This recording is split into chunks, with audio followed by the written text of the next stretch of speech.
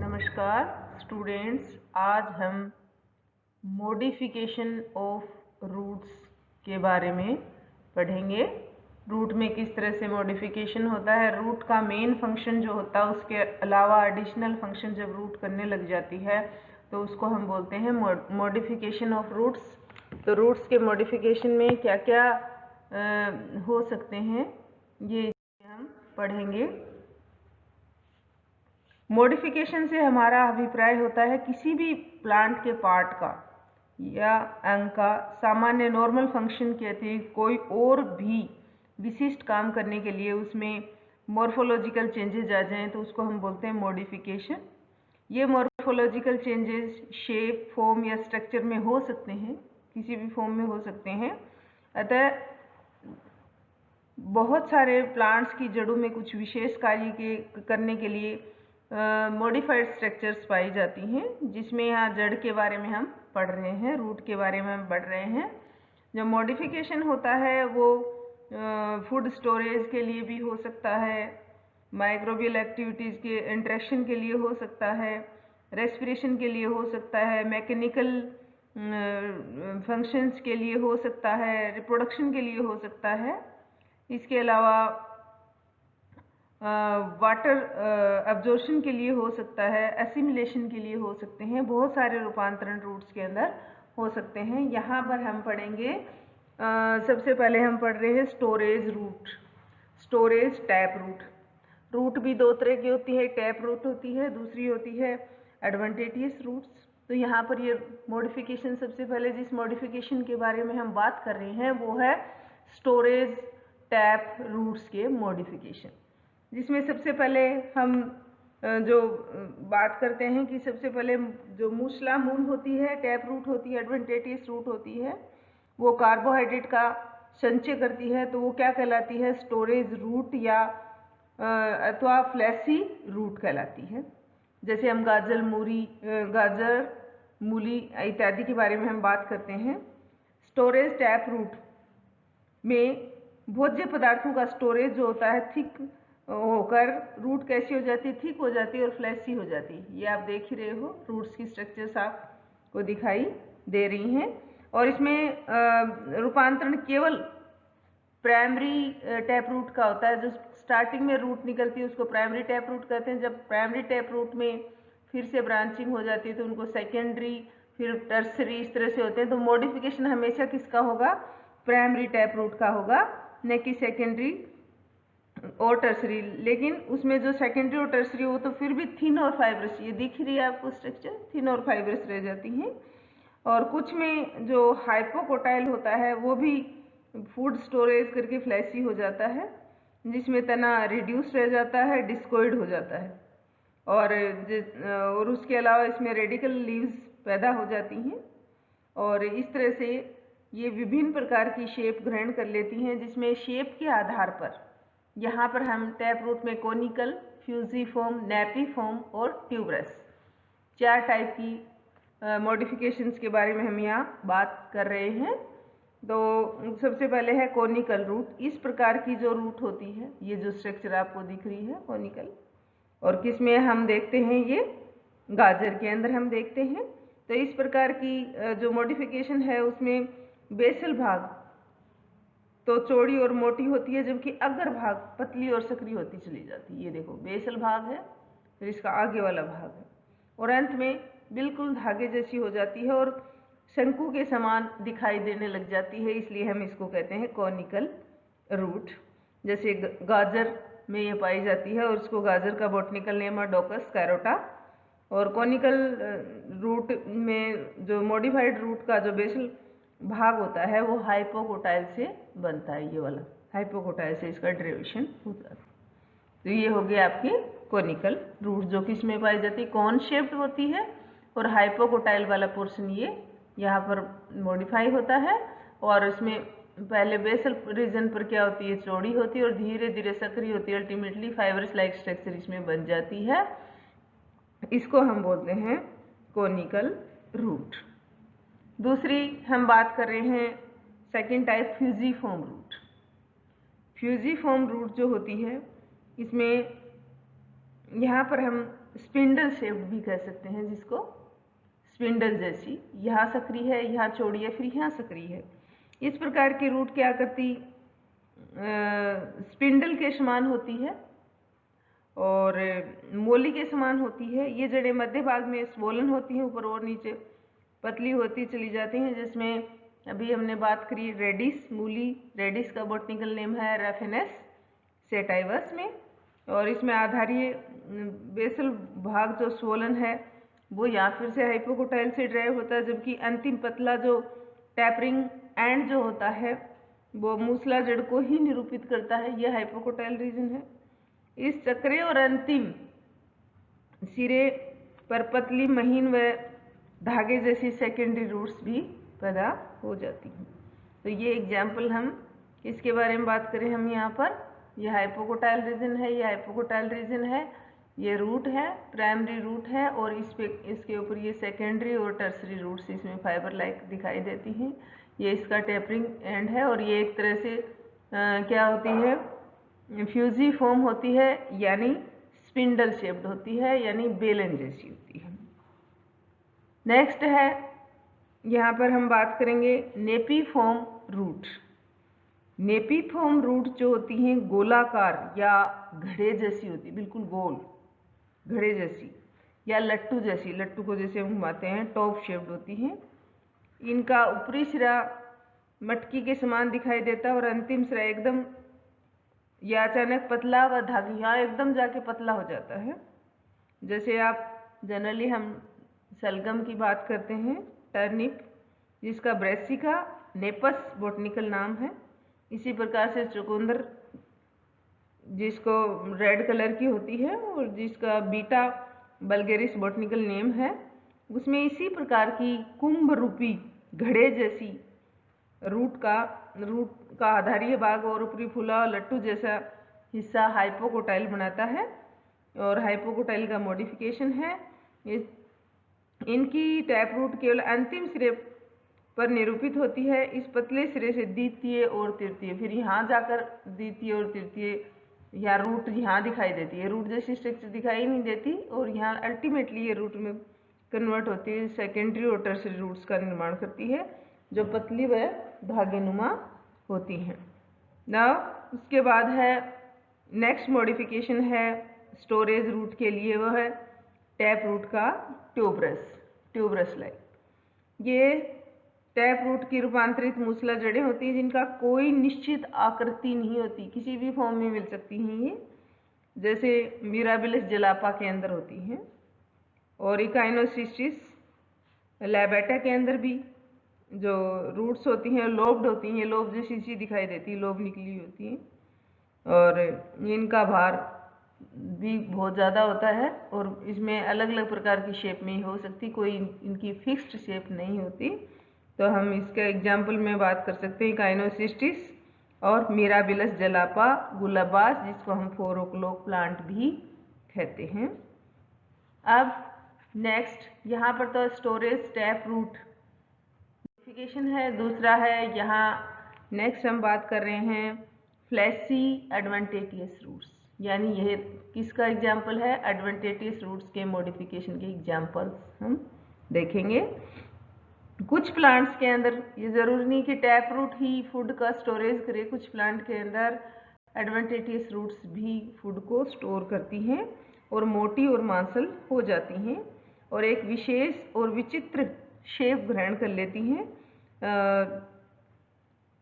यहाँ पर इसके एग्जाम्पल हम देख सकते हैं फ्लैसी और एडवांटेटियस रूट्स, जिसमें सबसे पहले बात करते हैं ट्यूबरस रूट की। जैसे कुछ प्लांट्स में जैसे हम शक्करकंद खाते हैं, आइपोमिया बटाटास, स्वीट पोटैटो जिसको हम बोल देते हैं, ये रनिंग स्टैंड होता है, इसका सरफेस के सोयल की सरफेस के साथ रन करता हुआ स्टेम होता है, जिसमें नोड्स और इंटरनोड्स पाए जाते हैं। नोड से रूट्स डेवलप होती है हर नोड से, और वो नोड से जो रूट डेवलप होगी वो फूल कर कैसे अनियमित आकृति बना लेती है और किसमें ट्यूब लाइक स्ट्रक्चर्स में कन्वर्ट हो जाती है और उसमें काफ़ी फूड स्टोर रखती है और ऐसी रूट, इसलिए इनको हम क्या कहते हैं, रूट ट्यूबर्स भी कह सकते हैं। स्टेम ट्यूबर एग्जाम्पल है पोटैटो का। यहाँ स्वीट पोटैटो को किसको कहते हैं हम, रूट ट्यूबर्स को। और आइपोमिया की इन ट्यूबरस रूट्स से नए प्लांट्स का विकास भी हो सकता है। अतः इसलिए अगर इसको काट कर हम नई जगह लगाते हैं तो नया प्लांट फिर से बन जाता है। तो इस प्रकार की रूट्स को हम रिप्रोडक्टिव रूट्स या प्रजनन रूट्स भी कह सकते हैं। तो ये मॉडिफिकेशन किसका है, ट्यूबरस रूट, और जो कि कौन सी tuberous root, adventitious tuberous root. इसका एग्जाम्पल है शकरकंद, और जिसको हम बोलते हैं Ipomoea batatas, sweet potato. Next, fasciculated roots. Adventitious roots की फेसिकुलेटेड रूट्स का टाइप। इसके अंदर कुछ प्लांट्स जैसे ये रिफेसिकुलेटेड या फेसिकल्स बन जाते हैं। कुछ प्लांट्स में जैसे डहेलिया है, एस्पेरेगस में जो एडवेंटेटियस रूट्स जो होती हैं वो फेसिकल्स के रूप में एकत्र हो जाती हैं, फूल जाती हैं, और इन को हम गुच्छे में पाई जाती हैं, इसलिए गुच्छावत रूट्स भी कहते हैं। और इस प्रकार की रूट्स पौधे के एक ही बिंदु से डेवलप हुई और फिर उसके बाद ये फैली हुई दिखाई देती हैं, तथा इनमें बोझे पदार्थ अत्यधिक मात्रा में संचित हो जाता है। शतावरी या एस्पेरेगस में तो ये फूले हुए फेसिकुलेटेड रूट ट्यूबर्स के रूप में होते हैं और थोड़ी थोड़ी दूरी पर अंतराल में डेवलप हो जाते हैं, तो बहुत सारा फूड स्टोर करने का काम करती हैं। तो डहेलिया और शतावरी। नेक्स्ट है नाउ नोडुलेटेड रूट्स। इस प्रकार की रूट्स जो होती हैं, नोडुलेटेड रूट जिनको हम बोल रहे हैं, नोडुलोज रूट भी बोल सकते हैं, ये रूट्स मोनोकोट्स के अंदर पाई जाती हैं, जैसे कुरकुमा अमांडा के अंदर भी होती हैं। ये जड़ों में पतले सिरे फूलकर माला के मन के सिंगल बीड्स की आकृति ग्रहण कर लेती हैं और आगे जाकर बीड्स की आकृति ग्रहण कर रही हैं। इस प्रकार के रूट्स को नोडुलोज रूट्स कहते हैं। ये नोडुलेज रूट पाई जाती हैं। इसी प्रकार से नोडुलेटेड रूट्स में नोडुल्स का फॉर्मेशन होता है। नेक्स्ट है मोनिलीफॉर्म या बीडेड रूट्स। मोनिलीफॉर्म मालाकार, बीडेड रूट्स यानी जिसपे मनके लगे हुए। कुछ प्लांट्स के अंदर ये देखो बीच बीच में मनके लगे, फिर आगे धागा, फिर मनके आगे धागा, इस तरह से दिखाई। ये तो लास्ट में ही जाकर क्या कर रही है, नोडुलेज हो रही है। यहाँ पर हर एक अंतराल के बाद फिर से एक मनके जैसी स्ट्रक्चर इसमें डेवलप हो रही है। तो ऐसी स्ट्रक्चर कुछ प्लांट्स जैसे करेला, मोमोर्डिका चेरेंसिया जिसको हम बोलते हैं, पोर्चुलेका ओलेरेशिया में एडवेंटेटियस रूट्स जो होते हैं थोड़े थोड़े अंतराल पर फूल कर माला के मणियों की जैसी हो जाती हैं, जिससे आकृति ग्रहण कर लेती हैं और पूरी की पूरी रूट कैसी दिखाई देती है, जैसे एक माला हो। तो ये कहलाती है मोनिलीफॉर्म या बीडेड रूट। नेक्स्ट है एनुलेटेड रूट्स, एनल्स बन जाते हैं। कुछ प्लांट्स जैसे सिफेलिस है, ये जड़ों की संरचना में एक के ऊपर एक असंख्य फूली हुई डिस्क लाइक स्ट्रक्चर से आप डायग्राम में देख सकते हो। इस प्रकार की जड़ों की आकृति एनुलर अपीयरेंस में प्रदर्शित होती है, एनल्स दिखाई देते हैं। जैसे यहाँ पर बार बार ये एक गोला या सर्कल बना हुआ है, इसके अंदर ये एनल्स की फॉर्म में होती है। तो इस प्रकार से हमने एडवेंटेटियस रूट्स के मॉडिफिकेशन फॉर फूड स्टोरेज में ट्यूबरस रूट के एग्जाम्पल देखा। ट्यूबरस रूट में हम एग्जाम्पल देख सकते हैं, अब आइपोमिया बटाटास। फेसिकुलेटेड रूट में एस्पेरेगस है, डहेलिया है। मोनिलीफॉर्म रूट में पोर्चुलाका है, मोमोर्डिका है। और एनुलेटेड रूट के अंदर एनल्स जिसमें बनते हैं सेफेलिस है। और फिर नोडुलस रूट के अंदर हम एग्जाम्पल देख सकते हैं, नोडल्स जहाँ पर फॉर्मेशन होता है, जैसे कुरकुमा, हल्दी के अंदर हल्दी की स्ट्रक्चर, गांठ जो बनती है हल्दी की स्ट्रक्चर में इसी प्रकार की डेवलपमेंट हो जाता है। तो ये इसके अंदर हम देख सकते हैं। Now cambium activity in storage root. Storage root में कैम्बियम की एक्टिविटी क्या होगी? वैसे तो कैम्बियम की एक्टिविटी कि मोनोकोट के अंदर कैम्बियम पाई नहीं जाती, इसलिए कोई सेकेंडरी ग्रोथ नहीं होती। लेकिन डाइकोट के रूट के अंदर जो कैम्बियम की एक्टिविटी के कारण से सेकेंडरी ग्रोथ होती है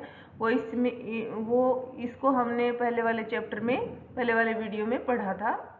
now cambium activity in storage root. Storage root में कैम्बियम एक्टिविटी क्या होती है?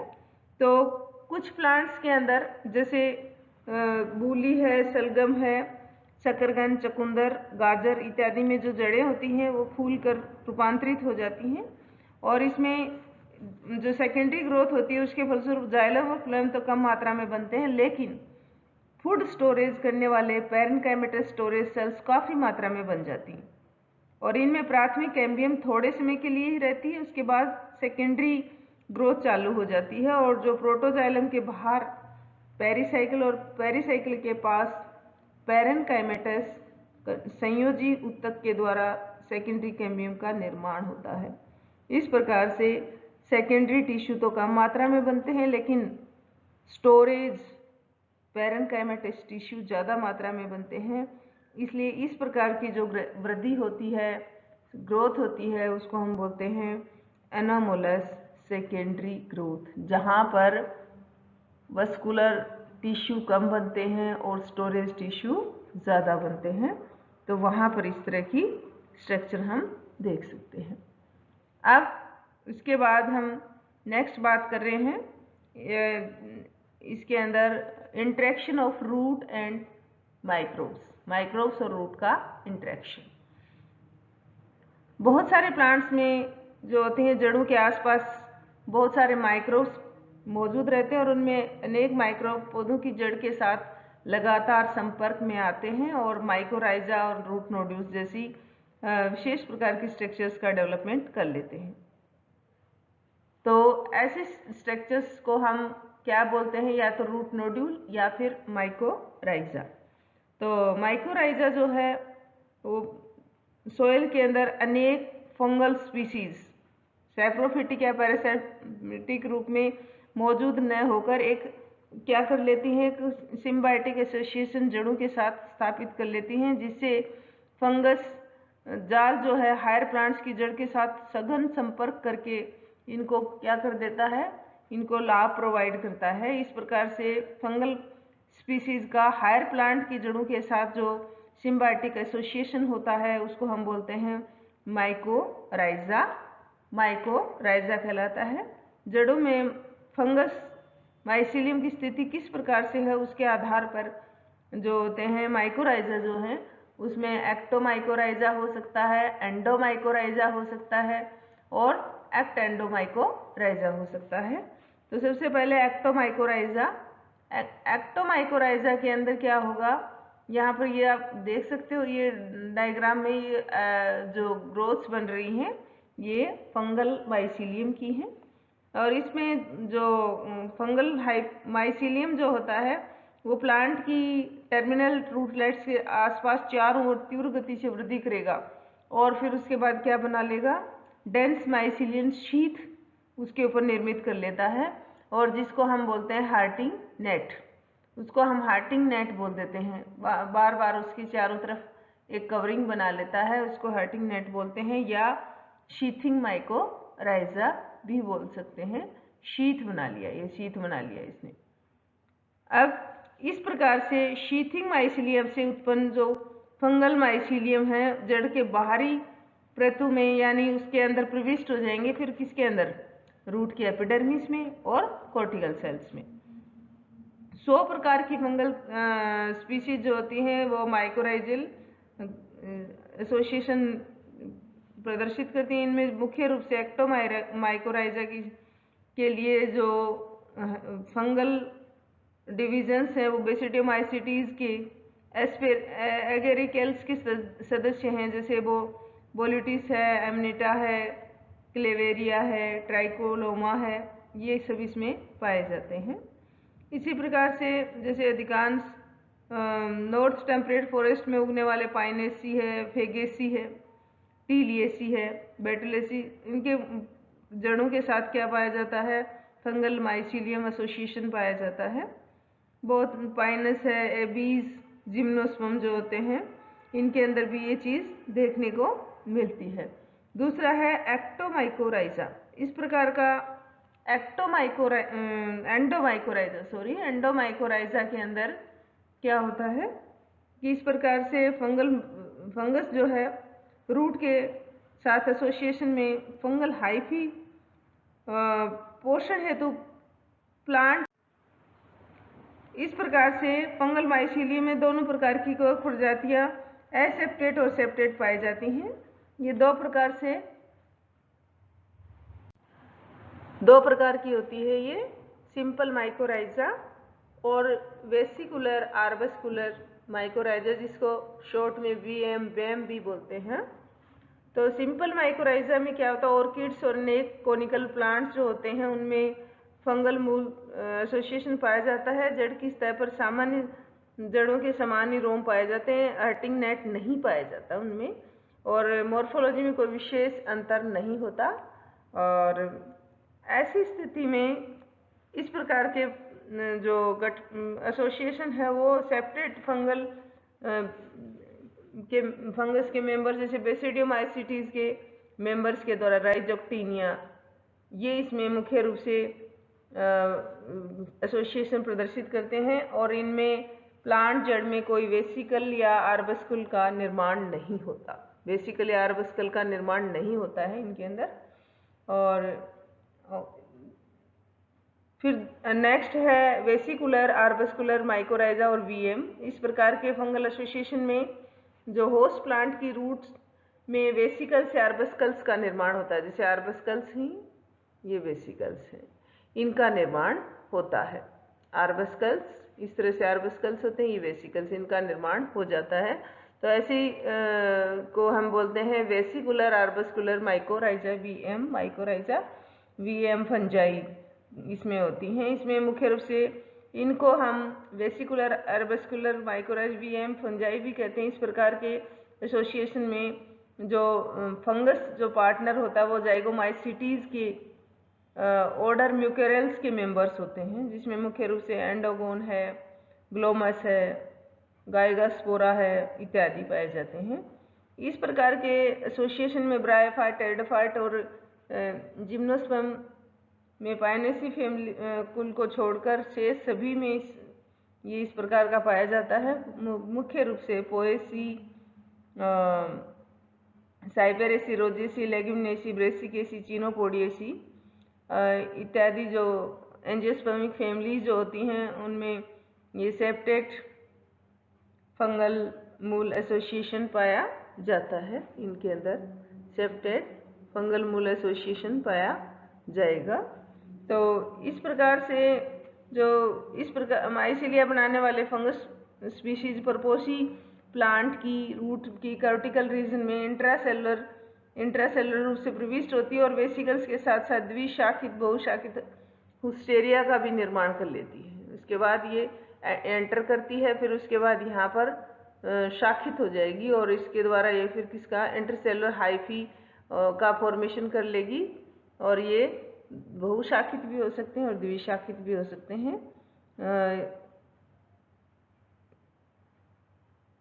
अब नेक्स्ट है एक्ट एंडोमाइकोराइजा। एक्ट एंडोमाइकोराइजा इस प्रकार के फंगल मूल एसोसिएशन में फैमिली एरिकेशी और कुछ अन्य फैमिली के मेंबर्स में पाया जाता है। एरिकेशी का सदस्य है आर्बस्टस, में जड़ें फूली हुई होती हैं और छोटी और आवरण से ढकी हुई होती हैं, लेकिन हर्टिंग नेट नहीं पाया जाता। इसमें आउटर कॉर्टेक्स की सेल्स के बीच इंटरसेलर कुंडल्स का निर्माण हो जाता है, आर्बस्कल्स का निर्माण होता है। जैसे लगभग सभी के अंदर, जैसे फॉर्न्स, ऑर्किड्स, जिम्नो, एंजियो प्लांट्स के अनेक सदस्यों में इस तरह का एसोसिएशन पाया जाता है और पौधों की वृद्धि के लिए आवश्यक भी होता है। इसके द्वारा प्लांट रूट से प्लांट जो है फंगस एसोसिएशन से फॉस्फेट, कैल्शियम और आयरन की प्राप्ति कर लेता है। फिर है next root nodules. Leguminosae family के मेंबर्स में इसके अलावा हायर प्लांट्स के कुछ प्लांट्स के अंदर रूट नोड्यूल्स का निर्माण होता है। और जड़ों के साथ राइजोबियम बैक्टीरिया जो होता है वो रूट नोड्यूल्स का फॉर्मेशन कर लेता है। ये रूट नोड्यूल्स आप देख सकते हो, जैसे चने की रूट में, मटर में, ये सब आपको गोल गोल रेड, हल्के लाइट रेड कलर की स्ट्रक्चर्स आपको दिखाई देती हैं, वो रूट नोड्यूल कहलाती हैं। और ये रूट नोड्यूल किसके कारण से बनती है? राइजोबियम बैक्टीरिया के इन्फेक्शन की वजह से बनती है। और राइजोबियम बैक्टीरिया रोड शेप्ड होता है और यूनिफ्लैजेलेटेड ग्राम नेगेटिव बैक्टीरिया होता है, जो रूट हेयर्स के माध्यम से, ये रूट हेयर्स इनके माध्यम से किसमें एंटर कर जाता है? रूट के अंदर एंटर कर जाता है और वहाँ पर जाकर किसका फॉर्मेशन कर देता? रूट नोड्यूल का फॉर्मेशन करता है। तो इसमें सबसे पहली जो स्टेप होगी उसके अंदर क्या होगा कि प्लांट रूट के द्वारा लैक्टिन की पहचान करने के लिए विशेष स्ट्रेन के राइजोबिया जड़ों की तरफ अट्रैक्ट होंगे, जड़ की सतह के साथ चिपकेंगे। उसके बाद उसके द्वारा श्रावित पदार्थ के द्वारा रूट हेयर्स जो होते हैं वो कर्ल हो जाते हैं, कोयल हो जाते हैं, कोयलिंग हो जाती है। इन कुंडलित रूट हेयर्स की शुरू के माध्यम से इन्फेक्शन थ्रेड द्वारा बैक्टीरिया अंदर प्रवेश करते हैं और बैक्टीरिया फिर उसके बाद रूट हेयर से कोशिका के मध्य भाग तक पहुंच जाते हैं। जड़ में कोर्टेक्स सेल्स बैक्टीरिया के द्वारा स्रावित हार्मोन्स साइटोकाइनिन के इंडक्शन से क्या होती हैं? एक्साइटेड होकर बार बार डिवीजन करती हैं और रूट नोड्यूल का निर्माण कर देती हैं। कुछ समय पश्चात रूट नोड्यूल शीर्ष के निकट स्थित मेरिस्टेमेटिक सेल्स के बार बार विभाजन से मूल ग्रंथि का जो है वो साइज क्या हो जाएगा? बढ़ जाता है और इस क्षेत्र में जीवाणु नहीं होते, वो ग्रंथि कोशिकाएं पोलीप्लोइड हो जाती हैं। और रूट नोड्यूल का आकार बढ़ने के साथ साथ जो रूट की एपिडर्मिस जो है टूट जाती है, लेकिन जड़ के कॉर्टिकल क्षेत्र की कोशिकाएं बार बार विभाजन के कारण से खींच कर तन जाती हैं और रूट नोड्यूल की बाहरी लेयर का निर्माण कर देती हैं। और जड़ के संवहन क्षेत्र, वस्कुलर क्षेत्र में उपस्थित संवहन स्ट्रैंड मूल ग्रंथि के बैक्टीरियल रीजन के चारों ओर से घेर लेता है और प्रत्येक स्ट्रैंड की एंडोडर्मिस पृथक पृथक होती है। तो इस प्रकार से रूट नोड्यूल का फॉर्मेशन हो जाता है। अब नेक्स्ट है रेस्पिरेटरी और ब्रीदिंग रूट्स। अब कुछ प्लांट्स के अंदर मुख्य रूप से जो मॉडिफाइड टैप रूट जो होती हैं वो रेस्पिरेशन का भी काम करती हैं, और जिसमें मुख्य रूप से हम बात कर रहे हैं तो हेलोफाइट्स या जो मैंग्रोव वेजिटेशंस के कुछ प्लांट होते हैं, जैसे सोनेरेशिया है, एविसीनिया है, राइजोफोरा, इनके अंदर इस तरह की रूट्स पाई जाती हैं।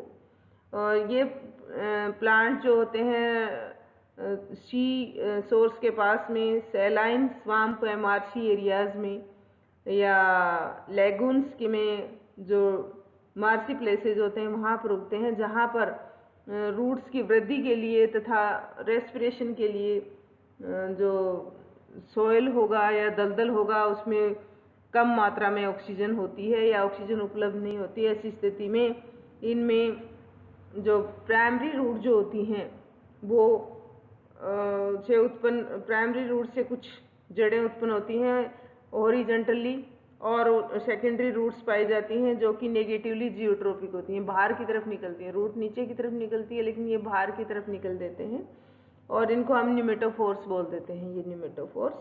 और इनका कुछ हिस्सा तो दलदल में रहता है और शेष बाहर की तरफ आ गया, और बाहर आ गया तो यहाँ पर एयर के डायरेक्ट संपर्क में आ जाते हैं और कीचड़ से बाहर रहते हैं। ऐसी स्थिति में ये क्या कर लेते हैं, एक कोर की लेयर के द्वारा आवृत रहता है पूरा, और उसके बीच में असंख्य छोटे छोटे पोर्स पाए जाते हैं इनके ऊपर भी। और इन पोर्स को या लेंटिसेल्स को, इन पोर्स को हम या तो लेंटिसेल्स कह सकते हैं या न्यूमेटोथोड्स कह सकते हैं।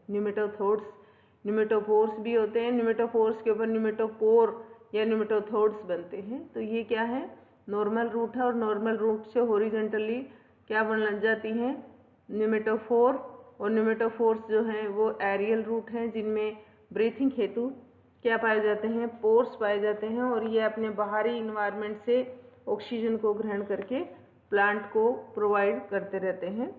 बाहरी प्रवेश में जो पोर्स या लेंटिसेल्स के द्वारा एयर जो है जड़ों में प्रवेश करती है और ऑक्सीजन की कमी को पूरा करती है। और ये नेमेटोफोर्स गैसों के एक्सचेंज में भी सहायक होते हैं। इसके अलावा इनको रेस्पिरेटरी रूट या ब्रीदिंग रूट्स भी कहा जाता है, क्योंकि रेस्पिरेशन का काम इन्हीं के जरिए होता है। इन रेस्पिरेटरी रूट्स के अंतिम सिरों पर जो जल व कीचड़ में डूबे रहते हैं, अनेक अवशोषी कार्य संपादन करने वाली सामान्य जड़ें भी पाई जाती हैं। अब उसके अलावा इसमें सामान्य जड़ें इनको सपोर्ट प्रोवाइड करने के लिए सामान्य रूट्स भी इसके अंदर पाई जाती हैं।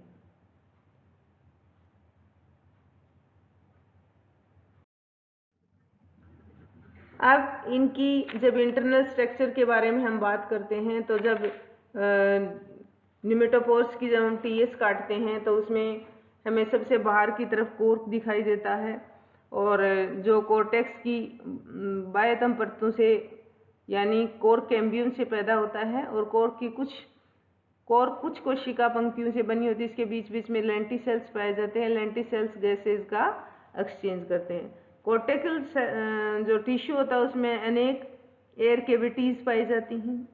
बाहरी कोर्टिकल जो एरिया है वो क्लोनकाइमेटस होता है, मैकेनिकल स्ट्रेंथ प्रोवाइड करता है और सपोर्ट प्रोवाइड करता है।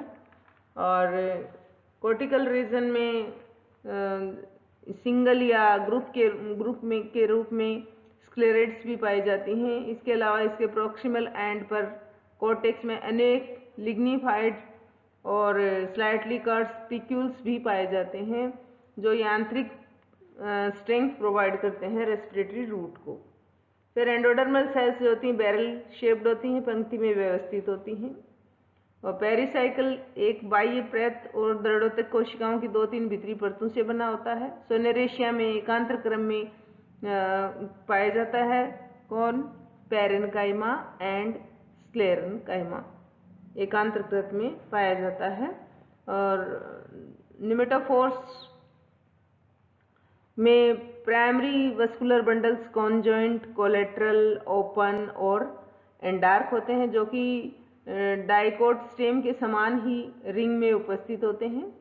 कैम्बियम रिंग की एक्टिविटी के कारण से सेकेंडरी ग्रोथ होती है और सेंटर में लूजली अरेंज्ड कोशिकाओं की पिथ पाई जाती है। तो इस प्रकार से निमेटोफोर के अगर हम स्ट्रक्चर देखते हैं तो मैं निमेटोफोर्स की स्ट्रक्चर में क्या कहते हैं, कोर्क सेल्स दिखाई देते हैं, लेंटिसेल्स, कोर्टेक्स रीजन में बड़े बड़े एयर चैम्बर पाए जाते हैं, जो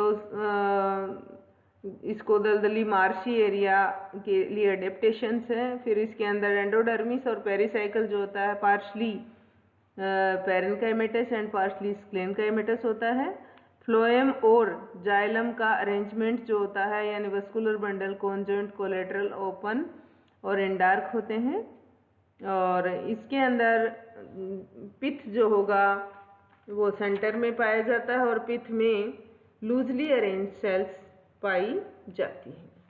तो इस प्रकार से इसमें अंडार्क कंडीशन है वो मुख्य रूप से किससे संबंधित है, ये इसकी सिमिलरिटी किससे है, स्टेम के साथ सिमिलरिटी पाई जाती है। तो इस प्रकार से स्टूडेंट्स हमने रूट के मॉडिफिकेशन के बारे में पढ़ा।